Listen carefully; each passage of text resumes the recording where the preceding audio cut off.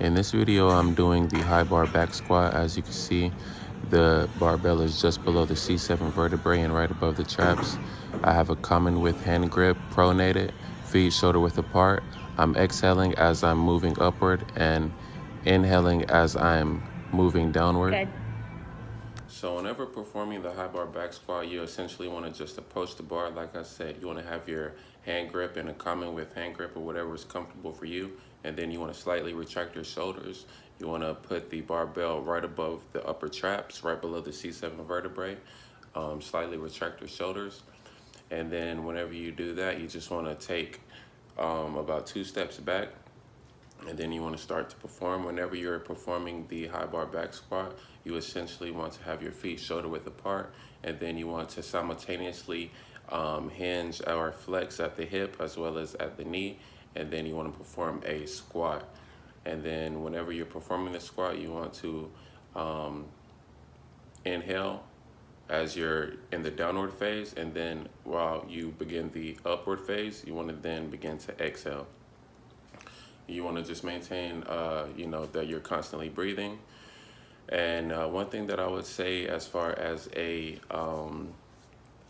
critique for my video, I would say that whenever I was doing the high bar back squat, you want to ensure that you're maintaining neutral position of your head position as well as your overall just spine.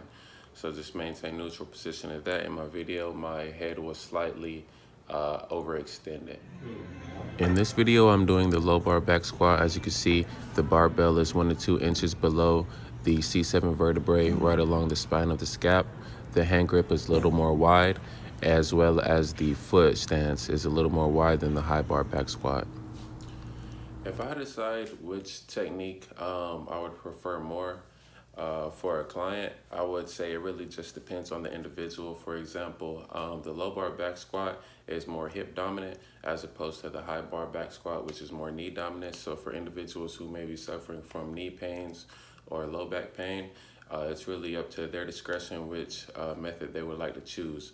As far as me, which method would I choose to be more advantageous? I would have to go with the low bar back squat due to the fact that for the low bar back squat, studies have shown that for individuals with low back pain, there's less spinal loading, as well as you're able to generate more force and lift more weight. So for an individual like me who is trying to attempt to lift more weight, I'd probably go for the low bar back squat.